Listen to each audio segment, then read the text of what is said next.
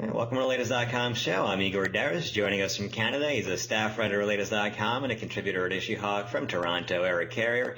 And he's a 24-year veteran of the U.S. State Department, the author of We Meant Well. From New York, Peter Van Buren. Well, last night was the final of 12 Republican debates, and the first one that didn't immediately, descend into chaos and name-calling and penis-sized comparisons.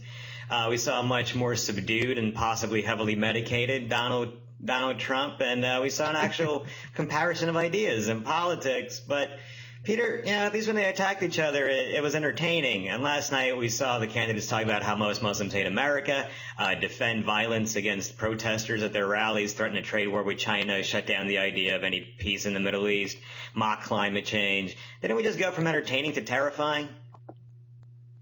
Pretty much so, yeah. I mean, basically, the previous ones were evil craziness, and this one was just kind of quiet evil. In a way, absent the usual bombastic Trump remarks and the other guys kind of sparring with him, it really allowed us to focus on how completely insane these candidates actually are, including, the so-called normal one, Kasich. Yeah, that was really the most stark position that I think most people don't realize is when everything gets toned down to Kasich's level, he's really nowhere less crazy than the other candidates, except maybe he's willing to accept that maybe some that people have contributed at least somewhat to global warming. So a lot of last night was focused on foreign policy, trade, terrorism, foreign relations. Having spent more than 2 decades in the State Department in Iraq, Peter, how would you rate last night's discussion on foreign policy? Infantile. I can't really decide between the two. There's really two large overarching problems with what the Republicans call foreign policy. I mean, the first is that their version of foreign policy is largely limited to how many conflicts can we start or enhance, and China and Israel. They seem to ignore the fact that the world is a large and complex place, and the United States has relations with 170 some countries and territories. We didn't hear a lot about, any of them. And again, this idea that there's really nothing but conflict that comprises American foreign policy. We heard John Kasich wanting to start a war in the Ukraine. We heard the candidates spar with one another about who would send more troops into the Middle East. And because it was Miami, we threw in a few Cuba references. But otherwise, it was childish, it was juvenile, and it was scary. These guys, one of those guys has a very decent chance of being president of the United States. And if he brings these ideas with him into the Oval Office, we start with the position that more fighting and more military are going to be the cornerstones of what we used to call foreign policy. Yeah, I mean, after most of these debates, what we come away with is talking about, did you hear what Trump said about this guy? Did you hear what he called him? But, this time it was subdued and we got to talk about, policies. And Donald Trump really didn't have a whole lot of substance behind his. Even Ted Cruz mocked him, saying we have to get beyond, Muslims bad, China bad. Eric, doesn't this subdued Donald Trump now risk being exposed as the substance-less candidate that he is? Depends how he can spin it in the coming days. Media, Trump's always been very good at just kind of shrugging off those kind of criticisms and moving forward with his kind of Trumponian style of politics. When I look at Ted Cruz, I don't see a candidate that's necessarily the dominant foreign policy master of the United States. He's more of a constitutionalist. So I would argue too that Ted Cruz is equally as bad at foreign policy as Donald Trump. And then if I look at a guy like Kasich, he's a governor of his state, I don't see much there. And I could say the same about Rubio. So really, all four of them are pretty weak on foreign policy. I don't see any of them standing out. Well, if you ask John Kasich, he was there in the room pretty much at every time anything substantive in foreign relations happened. What were you going to say, Peter? Oh, I just think that it's important to review some of the things that were talked about yesterday. Partially because it's a reflection of what constitutes, CNN's journalism now, that these were topics discussed kind of calmly and rationally. And the other is, again, insights into the way that these folks' minds work. So we had a sincere question from CNN asking Donald Trump if he would still be in favor of killing the families of terrorists in some kind of retribution, and the other candidates were allowed to express opinions about that. We had discussions about torture and whether or not that might be a good idea. Kasich was allowed to say that he would like to give the Russians a bloody nose or punch them in the nose in the Ukraine. Donald Trump was allowed to repeat the same bizarre, false statements about ISIS having cages where they drown large groups of people simultaneously, and the usual things. This is quite a sad state of affairs when candidates for the presidency have a sincere, and in their sense, rational discussion about killing the relatives of terrorists. Well, even then, On false claim. It's almost reassuring when Donald Trump kind of like takes a step back from his original stance and says he'll guide his policy somewhere within the law, or maybe even try to change it, and instead of just outright violating military law, international law, national law, all the laws. Well, all right. So the other candidates, stuck to themselves. They didn't go after Trump, even though he's the front runner. And I know attacking Trump hasn't really worked out for them. But Peter, doesn't a lack of attacks on the front runner pretty much guarantee that Trump is going to cruise through the rest of the primary season? Cruise through the primary. Good job. I think what we saw last night was the tacit admittance of the mainstream GOP that Trump could very well be their nominee. It's very difficult to imagine that the four men on stage spontaneously agreed independently that this was going to be as calm a debate as they were able to pull off, and that Trump in particular agreed that he would suddenly change his entire campaign style for 2 hours. Well, I mean, to be fair, I think CNN had a decent part to do with that. They didn't ask them, oh, did you hear what this guy said about you? Do you want to respond? But at the same time, because it was so, toned down, they also didn't follow up on a lot of the bullshit that the candidates were spewing out there. The thing is that I suspect that there was a discussion held at some point during the week where, Trump was asked to tone it down. And in return, the other candidates agreed not to sort of bait him. And I suspect this has to do with the GOP coming to the realization that Trump could indeed be their nominee, and everyone's going to have to figure out how that would actually work in practice. And it's an acknowledgement of Trump and his lead that he could pull it back, that he probably was asked to pull it back. I mean, there were times you could see his face.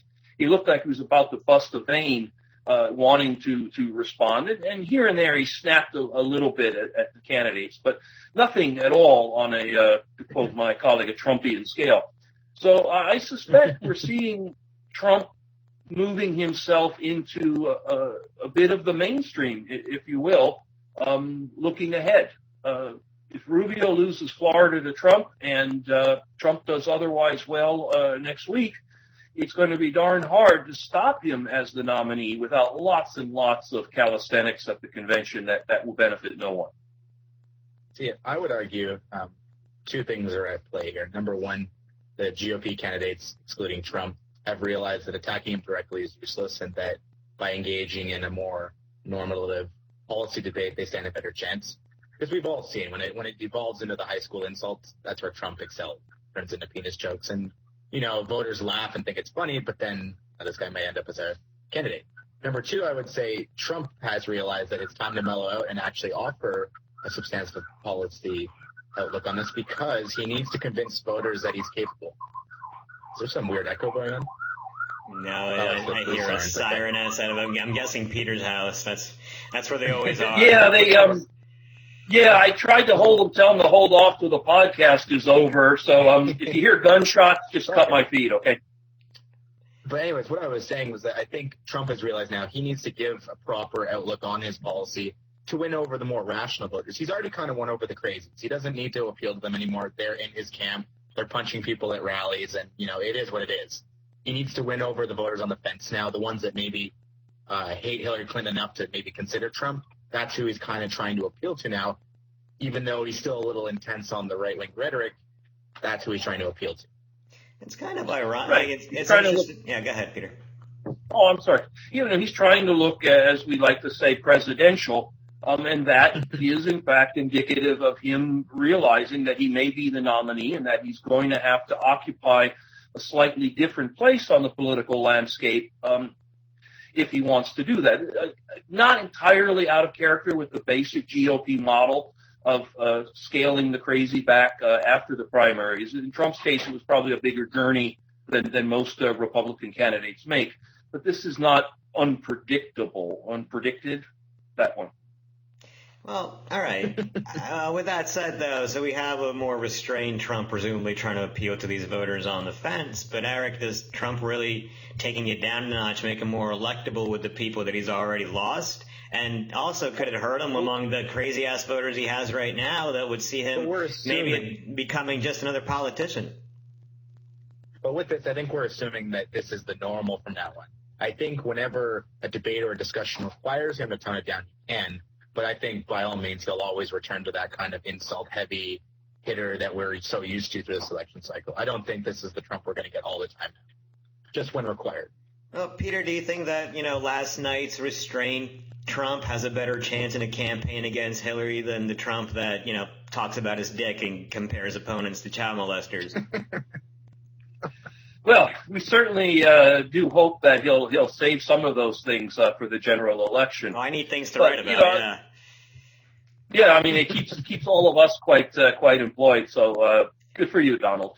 But I think Trump was showing us last night that he's got another gear that he can use when he needs to, and I think he's got that way of positioning himself as needed in different situations. I think, if I'm not mistaken, last night was the last debate, scheduled Republican debate. And so Finally. He's got two Trumps. He's got two, thank goodness. He's got two Trumps now that he can refer to and pull off the shelf as needed. And people who claim that he's just a screaming lunatic will have to deal with the fact that he wasn't that way last night. I think it's very clever. It gives him another persona to employ as necessary. And it signals, again, that there's a place for him in the GOP, and other people are going to have to figure out how to adjust, and that Trump can make adjustments at the same time. Well, I mean, I think we knew already that there's a couple of sides to Trump, and he can turn it on and off whenever he likes. But at the same time, in his campaign, there's this aura that he's created around it. For example, as brought up last night, there's been multiple assaults at his rallies just this week. There was even an instance where a Breitbart reporter filed a police complaint against his campaign manager, saying that he Michelle Fields said that Corey Lewandowski, the Trump campaign manager, tried to throw her to the ground. Eric, how does the violence around his rallies reflect on the Trump campaign, even if he does suddenly assume this more restrained approach on the campaign trail? The problem is he's already praising the violence, so he hasn't denounced it and said it's appalling. Not only did he defend it last night, today he pretty much said that there needs to be more of that because the protesters are bad. So I don't like it's tough to say because we see these videos, and I'm not defending the people who are doing assaults because obviously what they're doing is terrible. But I wish we had like a clear case of the full incident. Some of them we have seen, and like the one with the 78-year-old man punching the one black guy that came out on Wednesday out of North Carolina, that was awful. Like I don't understand for a second why that needs to happen. But I do know that there probably has been cases where some other protesters have been instigating, and maybe that's why the clashes broke out. I think there was a good quote from the veteran who was pushing the black girl at a rally in Chucky Louisville, I think, where he said basically. Yeah, so he's not a racist himself, he said, but that he got so caught up in the Black Lives Matter side and the KKK side, and then it kind of just like sucked him in and he got lost. And I think that's really what Donald Trump rallies are, is that you just kind of get lost in this crazy energy and you just forget who you are for a moment. I'm not trying to defend all the protesters or the supporters there because, some of them are absolutely crazy. But I do think, it's similar to any major event. When enough people are doing something, it's easy to kind of get sucked in. Yeah, to be fair to the protesters, I don't think there's been a single reported instance in which a protester actually attacked a Trump supporter. It's always been pretty one-sided. No, I agree. At the one Wednesday in North Carolina, the guy was being let out by police. Yeah. And the guy He got just punched came up from and behind. sucker punched him, and then the police didn't even do anything about it. But, okay, so Peter, Check you were talking... Latest.com for the video. That's right, lots of videos. Peter, you were talking about how this is normal, that candidates go far right in the primary race, come back to the center come general election time. Isn't this a completely extreme version of that? How can Trump, walk back some of the things he said, even though he's basically taken two positions on everything, after the monster he's created that we continue to see every day with these people being assaulted at his rallies? Well, it is an extreme journey for Trump. I mean, he, more than previous Republican candidates, has gone way out there during the primaries to bring in supporters. And he's going to have to make a much bigger move back towards the mainstream. Now, don't expect him to head into the center, and I don't think he's capable of doing that. But starting to feint inward, I guess, is the right thing. You'll see certain version of that with Hillary as well. She's adopted a left position as every time Sanders does well, Hillary gets more liberal in the next phase of Hillary, and she'll do the same thing once she's the nominee. Then she's going to pull herself further towards the center. The key in these elections is who puts themselves where. And exactly what does that mean to the electorate?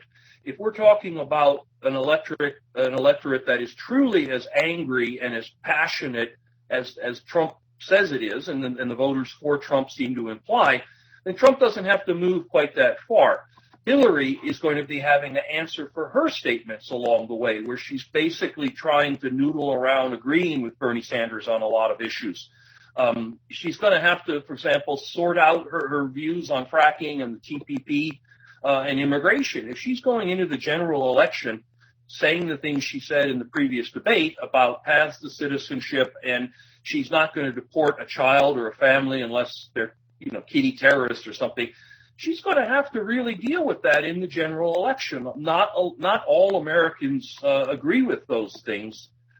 Particularly even among Democrats, the idea of immigration is out of control has a lot of renaissance. And, that Hillary just jumping in there and making those statements to try to appeal to the voters in Miami and to try to put herself closer to Bernie, she's going to have to walk those back in. In Trump's case, I suspect it's easier only because he's Trump. He's going to he's kind of like Bill Clinton in a way, in that he'll kind of say, hey, you guys didn't really take me seriously, did you? So here's what I'm thinking right now. And Bill Clinton was a master at pulling that kind of stuff off. He'd kind of get a little shy, get that aw shots look. And it's like, and he was able to do that. And I suspect Trump can do it very differently. Hillary lacks that personal touch. She lacks the ability to sort of laugh at herself or smile at herself. And kind of wink at the audience the way her husband could, and Trump in his own way does. So I suspect he'll do okay. He won't lose his core supporters because they're going to hear, I guess the popular phrase is the dog whistle. They're going to hear Trump's legions, the evangelicals and others who are going to be out there quietly saying, look, we all know what Trump's got to say to kind of get some more votes, but he's really at the core, he's our guy. Don't you all worry. It's not abandoned. Sorry? Right, so what I would argue on this one is that Donald Trump will be fine with the extreme racist supporters that are following him, because he's really targeted Latinos at the border, and he's targeted Muslims, in a foreign policy sense. So those are two demographics which you can target and not offend as many people. And I'm trying to say this as loosely as possible, because it's a weird concept to try to think about, but those are two things you can target and still kind of be an okay candidate. Whereas if he was to come out and say, let's get rid of all black people or something, then he would obviously have a lot more resentment. So I think because of that, he can carefully play the game and still exist as a candidate. I think that's part of the monster that he's created at rallies. When you look at the protesters that are being assaulted at rallies, there's one thing that they mostly have in common: they happen to be black. So even though Donald Trump hasn't come out, with some kind of anti-black statement like he has against every other minority, pretty much, I mean, the optics of this are really bad. No, I fully agree on that, but I guess that's just a case of his supporters being racist pieces of shit But then and just how? attacking anybody that's not white. But then how are you going to, rally You can't. independents and moderate voters and even those that hate Hillary when you're associated pretty much with white supremacists, with violence against black protesters? Peter, how does he expand this just by talking more calmly at events? Yeah. Well, I'll throw out another potential idea about why we saw a little bit different Donald Trump last night and why we may see a different Donald Trump kind of morphing forward. Trump is, a theory here that Trump is playing the longer game than Hillary is. In other words, Trump understands that if he is the nominee, he is going to have to pull in the supporters for the other Republican candidates, who cover a fairly wide swath. But if he can beat Ted Cruz in a way that doesn't create enough animosity that Ted Cruz is simply going to say, I'm not going to play, good luck, Donald, then he becomes a very powerful candidate because Ted Cruz is out there stumping for him, Rubio to a lesser extent, Kasich to a lesser. But I mean, the idea would be that if all these people they'll bring a lot of their supporters with them, whether they appeal to Trump directly or not. Hillary is going to have a much harder time. Her attacks on Bernie have been extremely personal without being sort of farcical. I mean, to an extent of Donald saying little Marco and Ted the Liar. I mean, it almost comes off as grand theater. Hillary has been going after Bernie in kind of crude ways and in kind of, I don't know, very inarticulate ways, blaming him for things that, I mean, she was talking about him being in bed with the Koch brothers. I mean, Bernie's a socialist, for goodness sake. I mean, that he stood with the militiamen at the border. Oh, my God. I mean, nobody's buying that. And for Hillary to run that kind of campaign against him, and we all suspect she'll go increasingly negative because that's what she does when she's attacked. And Bernie's an older guy. He's had a good career. He's not going to be as easy to buy off. Donald Trump says, hey, Ted Cruz, you want to be attorney general in my administration? Here's what I want from you. The way that Hillary was bought off in 2008 by Obama. Bernie is in a position to say, fuck you. I'm 70,000 years old. I've had a great career. I'll go back to the Senate and keep doing what I've been doing. I don't need a throwaway from the Hillary administration where my career, died with me as, Secretary of Health, Education, and Welfare or something like that. So Trump is possibly starting to position himself as the nominee and positioning himself in a new relationship with his opponents. If he is, then we will give him points for smartness. Eric? Well, I was going to argue that you're talking about Bernie Sanders being old. The guy looked old in the civil rights rally, so I mean, he's been old his whole career. Well, Peter brought up the other candidates, and one that has resurfaced, who doesn't really have a lot of supporters, but he does have some, is Ben Carson. He endorsed Trump today, even though Trump called him pathological and compared him to a child molester. Ben Carson doesn't need to endorse anyone. Eric, why do you think he endorsed the guy who spent weeks mocking him? Maybe he was promised some kind of backroom deal in Trump's administration, or maybe it's an effort by Trump to try to appeal to black voters. I don't know how that would work for Ben Carson. I mean, maybe like the kind that are throwing bricks at people and chasing them with weapons, but I don't know. It's a strange endorsement, and I think it was just one of those ones that Trump probably made a deal with them. Carson says, I endorse you, and that's it. I don't think we'll see much more out of Carson. Well, I think it's interesting that it was a very contentious campaign when Chris Christie and Ben Carson were still in it, and things were said. I mean, not by Ben Carson. Ben Carson never really said anything bad about anyone, but Donald Trump really attacked Christie. Christie really attacked him. Trump really attacked Carson, and now both have come over to his side. Eric, do you think that speaks to Trump's ability? Sorry, I just thought of another point. Well, I was just going to add another point. Sorry, not to cut you off, but you do have to remember, too, Trump did come to the defense of Carson during the whole Ted Cruz, dirty trick scandal. That wasn't the defense of Carson. That was to attack Cruz. Of course, yes, of course. But in terms of the way like it gets spun in the media, it makes Trump look like he was caring about Carson. Let's check this whole narrative. Maybe that's why Carson came back. Who knows? No, Right? his whole argument was that because Ted Cruz said that about Carson, that Trump didn't win Iowa. That was the only reason he ever brought that up.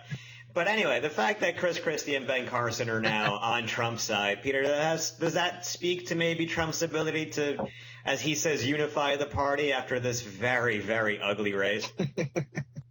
Deals are made. I mean, that's the way it always works. We need to only look back to 2008 and the nastiness of the Hillary-Obama campaign. Hillary was actually siding with the birthers in her own kind of half-in, half-out way against Obama. And, then look what happened there. They're besties right now. All of these guys have tremendous egos and tremendous ambitions.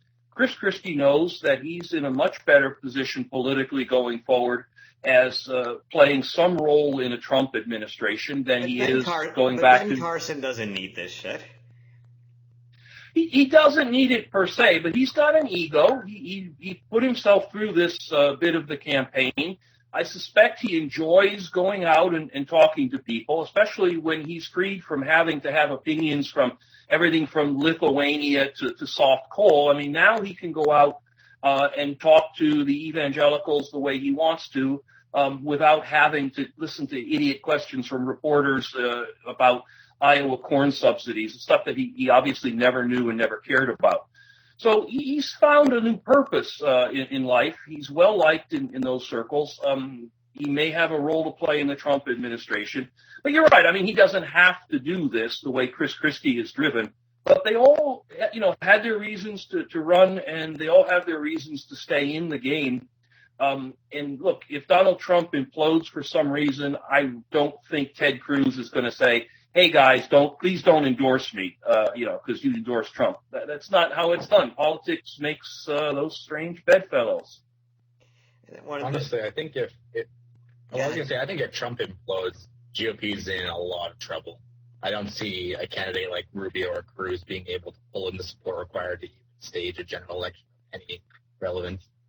I think they're in trouble regardless, and I don't think we'd be even discussing them as legitimate candidates if it wasn't for someone like Hillary, who's so reviled by so much of the population that are favorable as compared only to those at Trump. But Carson said something weird at today's press conference where he endorsed them. Something weird. No, I know, it's shocking, but he said that there's two Donald Trumps. And that was the line he used, to endorse him to be president. Eric, is that something we should be looking for in a president, a guy who says one thing in public and is a completely different person behind the scenes? Isn't that what a politician is? But doesn't that go against the whole Trump aura then, that he's not a politician? Oh, of course it goes against it, but I mean, can we take anything Trump says seriously? If he gets elected, he's just going to be another politician. He's not going to be able to accomplish half the shit he says he's going to. He'll get blocked by Congress or other rules that are in place. I mean, he likes to talk like he's some life-changing candidate, but he's not. He's just another everyday candidate. Yeah, but keep in mind the two Trumps are different than the two Hillarys or the two standard politicians. Stop bashing Hillary. The one Trump is the larger-than-life comic book character, the caricature of the other Trump, if you will. I don't think he's a politician in the sense that he smiles and kisses babies one day and then orders, mafia hits the next day. The way, on those same babies. On the same babies, yeah. One of whom is baby Hitler. And so he's not that kind of movie two-faced politician. He plays a character called Donald Trump for most of the time. And I not to put words in Ben Carson's mouth because I'm sober right now and couldn't possibly imitate his thought patterns. Though I will just throw out there that the calmer, smoother Trump came right after meeting with Dr. Ben Carson, who can write prescriptions. Just throwing it out there. The idea would be that the two Hillarys keep getting her in trouble. The Hillary who says one thing to her rich donors and the Hillary who tries to present herself as the populist. That creates that kind of dissonance in voters that make them not trust her. In Trump's case, the two Trumps work together, if you will, and appeal to voters who believe behind the scenes he's going to actually be a good negotiator and he's going to actually try to be. The belief of the voters is that the United States doesn't get anything in return for what it gives. That was the theme last night with Cuba, with Iran, things like that. And Trump presents himself as, I know how to do this. And I think that's very appealing. Just to correct he your wrote rule. The Art of the Deal.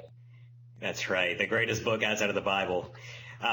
Just to correct Peter real quick, there's more than two Hillarys. There's the Hillary that says what she does now to the special interests, the Hillary that says whatever she says to the regular people, and then old Hillary from the Senate and campaign days, and then previous Hillary from the Bill Clinton administration where she was calling people super predators and supporting things that... And my favorite, Plantation Hillary.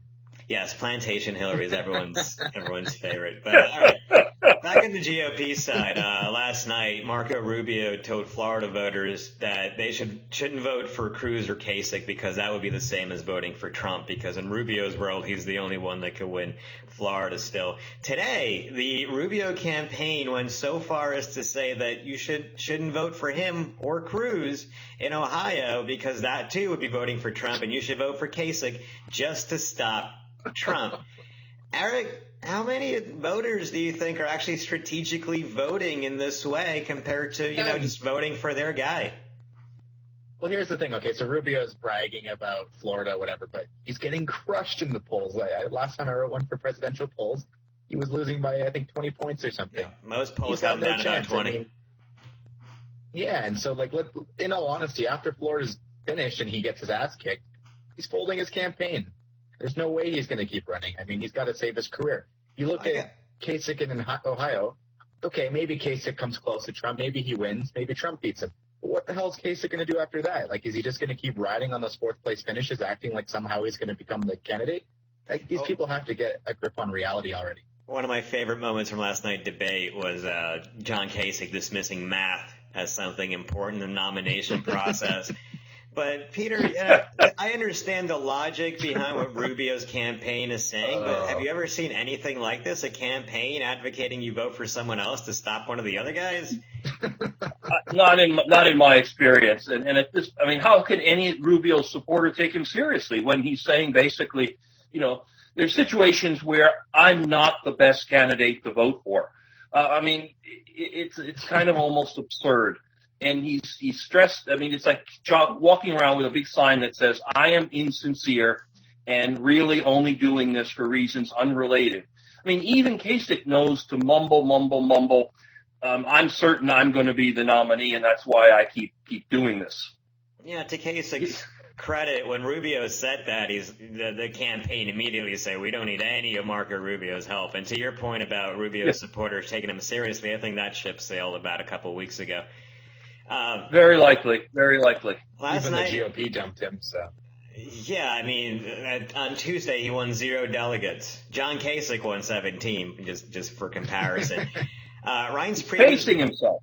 Yeah, right. Reince Priebus, before last night's debate, said that the Republican Party will support whoever the nominee is. And at the same time, publicly, there's all these deals trying to be made to screw Donald Trump out of the nomination. Eric, which do you think is more likely, that the GOP will actually come to accept Donald Trump as their Lord and Savior, or are they still going to keep fucking with him? I think it depends how much he wins by. I think if he crushes the rest of the primaries and beats the consensus candidate, hold on. What does crush mean? Because he hasn't even come close to getting 50% anywhere yet.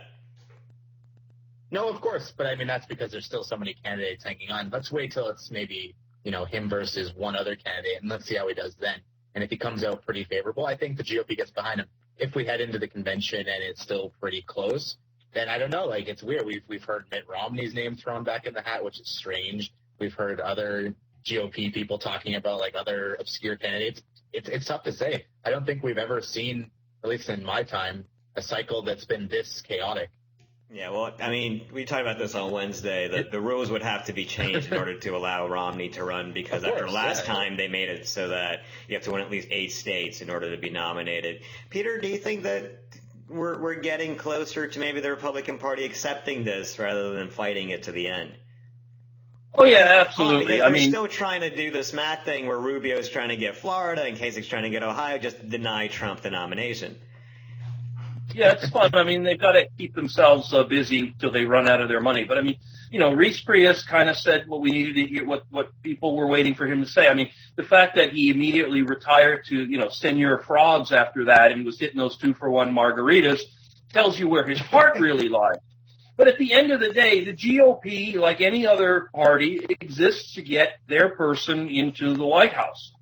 And sometimes it's the person you want, and sometimes it's the person that history has thrust on you. But whether it's, if Donald Trump is president, that's better for the GOP than if Hillary Clinton is president. The GOP will get much more out of a Trump presidency than they will about their opponents winning, however ugly and stupid the whole process is. And they can't do anything else. I mean, how can they go as far with this campaign with Trump riding this popularity? I mean, I understand about his numbers, but I mean, if you went out and grabbed a Republican voter on the street and said, who's winning, they're going to say Trump. And to abandon that guy and to play some kind of bureaucratic game to do it. Especially when, what do? You're talking about Mitt Romney? This is the guy who got his ass kicked, by Barack Obama 4 years ago. I mean, Mitt Romney was a pathetic, sacrificial lamb thrown out there because the GOP figured they got to run somebody, in 2012. So no, I mean, if Trump has it, he's going to be the nominee. There's been a lot of people accusing Obama of creating the atmosphere for Donald Trump to rise, but really, Mitt Romney has a lot of blame to shoulder in that because of how much his candidacy failed. Well, yeah, but I mean, Trump has been Trump since the 80s. Nobody created Trump but Trump. No, but no one would have voted for him back then. At least not this many people. I don't know. Bernie Sanders. I mean, if Bernie Sanders couldn't have gotten anywhere close to the support that he's getting right now 8 years ago. It just wouldn't be viable for a socialist to do that.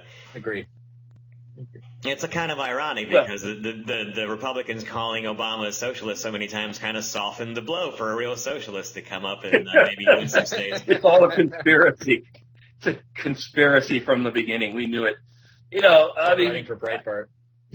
I mean, the idea being that, sure, what happened over the last 8 years is obviously connected to Obama, and what happened over the last 8 years obviously has fanned the flames of the people who support Donald Trump, i.e., yes, Barack Obama created Donald Trump. I mean, that's not an illogical chain of thought, but it's a very simplistic one.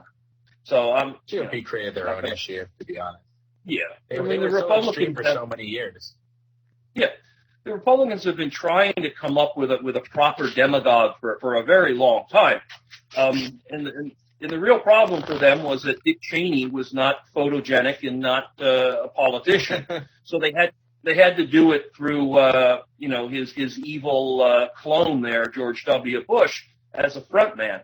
But I mean, Dick Cheney is the Donald Trump of his time. The difference is he had to play regent to Bush because of the way media and politics actually works. I don't know. I think the Dick Cheney wing of the party still very much exists. I don't think there's any difference between how Cheney sees the world and someone like, let's say, Marco Rubio. Just don't go hunting. Just don't go hunting with him. All right, well, let's talk about the Democrats for a minute. On the Democratic side, we also saw the final scheduled debate and it was a Univision debate that focused a lot on immigration and also foreign policy, Donald Trump, race. Peter, how did Hillary Clinton do against the barrage of questions about her past and present positions like we talked about, including one question in which she was asked if she was Hispandering to Latino voters because when she was in the Senate, she supported a bill that pretty much would have done what Donald Trump wants to do and create a barrier on the Mexican border. Before I answer that, I just really want to say that it doesn't work to try to do these two languages simultaneously. No. They really should have said, look, if you want to listen to this in Spanish, here's Univision, up in the 600s on your cable box. If you want to hear it in English, then here's the CNN version. Trying to mash these things together was just confusing to everyone. It was very schizophrenic, and I don't think even the translator could keep up with as Jorge Ramos was switching from English to Spanish on a whim. Yeah, I mean, it was just kind of a silly thing, and it was all done for show anyway. But that's it. Hillary did very poorly. And she did very poorly on questions that are going to be asked of her again and again and again right up till the voting day in early November. And they're going to be asked in a much cruder and rougher form by the Republican nominee than what she had the other night. And she's got to figure out what she's going to do about these things. The reality of her lack of personality, the reality of her low scores in terms of trustworthiness, and the reality that there are all these investigations out there is just something she's going to have to figure out how she's going to deal with it. So far, she's been very unsuccessful. She is currently the only candidate with has at least the potential, however big or small you want it to be, of indictment on federal crimes hanging over her head. She's the only candidate the FBI is actively investigating. She's the only candidate that has 2 inspectors general chasing after her. You just can't magic wand that away the way she keeps trying to do. The same thing with the speeches, the transcripts, the money from Wall Street. It's out there. And her excuses, if you will, explanations, if you want to be generous, none of them have stuck. She tried being glib about it. Well, that's what they paid me. She tried saying, well, Obama did it too, so it's okay. She tried this silly strategy of saying, well, if everyone releases their transcripts, I will too. None of those things made her look stronger, made her look presidential. And the other thing was that just release them or say, I'm not going to release them. Take the hit and move on. Yeah. Don't keep pushing, hitting the balloon back up in the air, and so it comes down again. The other problem that I saw with the way she answered those questions is how angry she looked. It's politics. Only, everyone understands those things are going to come up. And she looked so annoyed at having to answer them. And her tone was just so angry and frustrated and annoying. I just don't see that helping her. The substance of the issues completely aside, just in terms of putting herself out there as a personality, as someone you want to see on TV and you want to lead you. And again, I have to stress that she got those questions in about as calm and nurturing an environment as she can expect.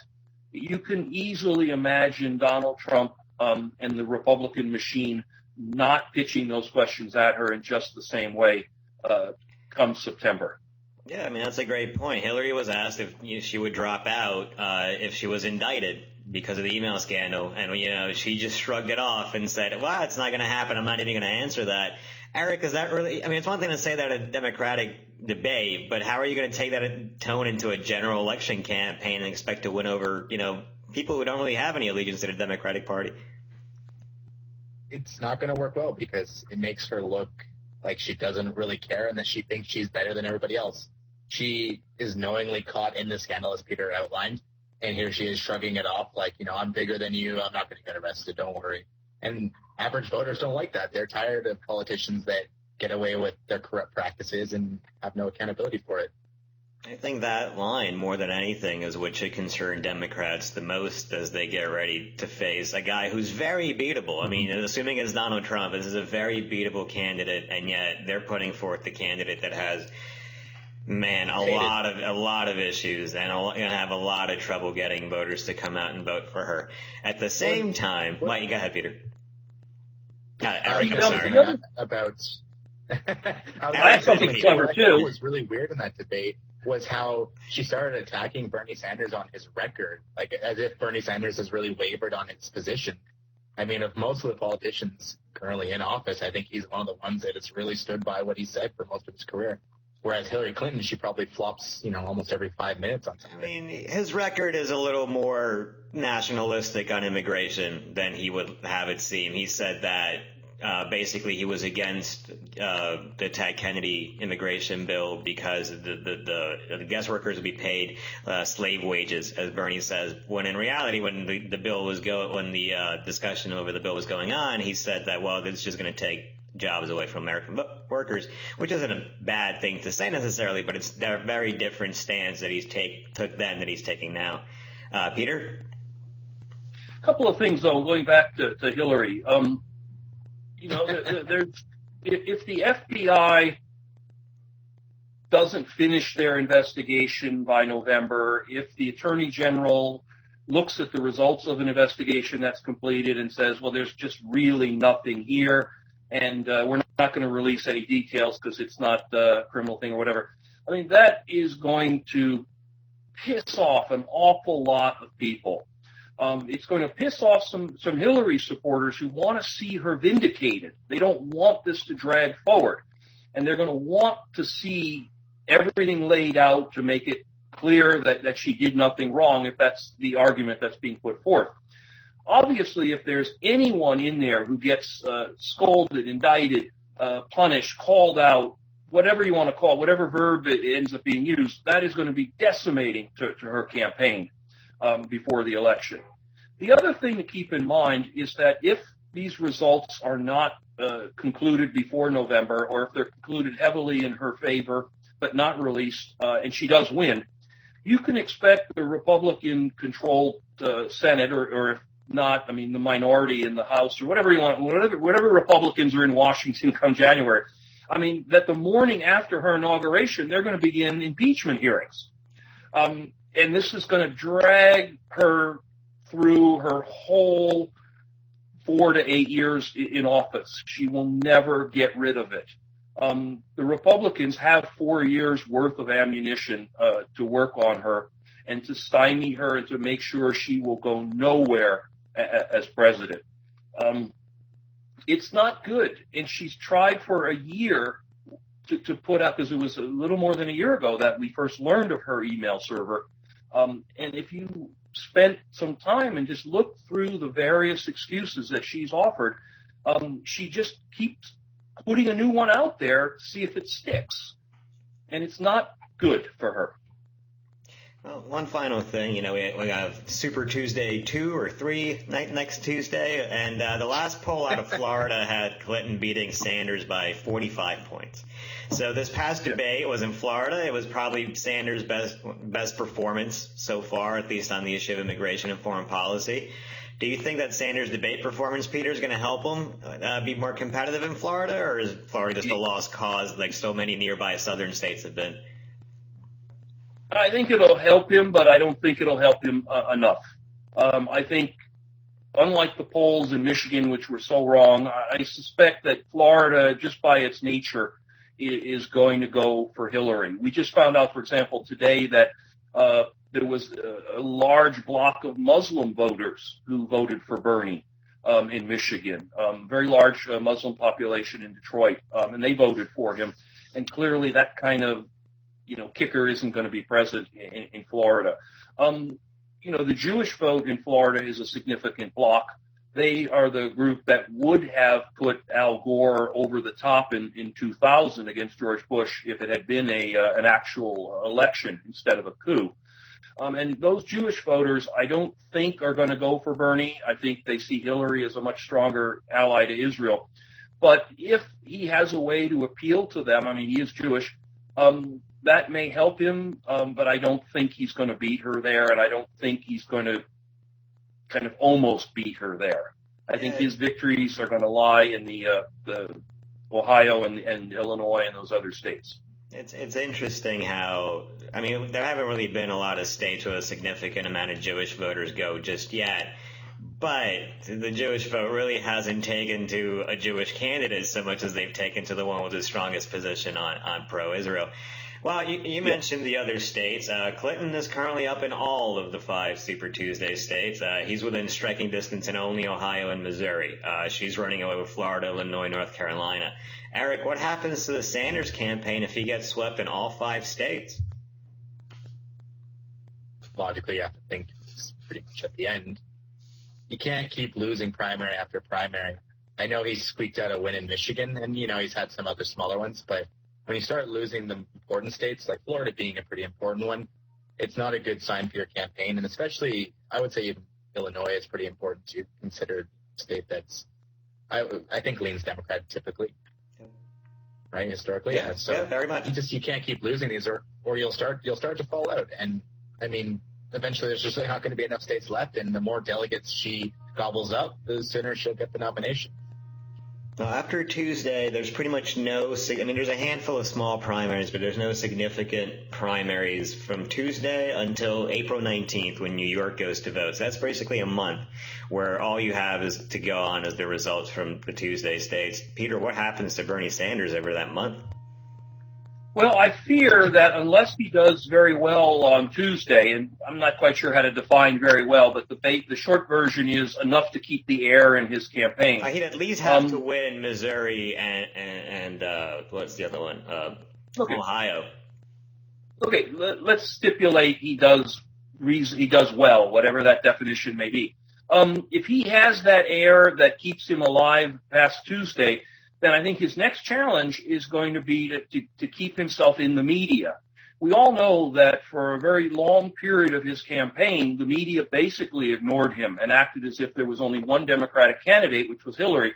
And it was only by forcing these debates, the extra debates, that Bernie forced the media to pay attention to him and to give him the airtime that Hillary seems to get painlessly. So if he gets enough air in his campaign to keep him afloat, his next challenge is going to be to stay in the public eye, the media eye, until the New York primary. If he loses on Tuesday and the media walks away from him, then he may or may not hang around, but it is probably all over. All right, we're going to leave it on that. We'll come back Wednesday after we've counted all the results from Super Tuesday 2, 2.5, 3, something like that. Thanks for tuning in. Thanks for reading Latest.com.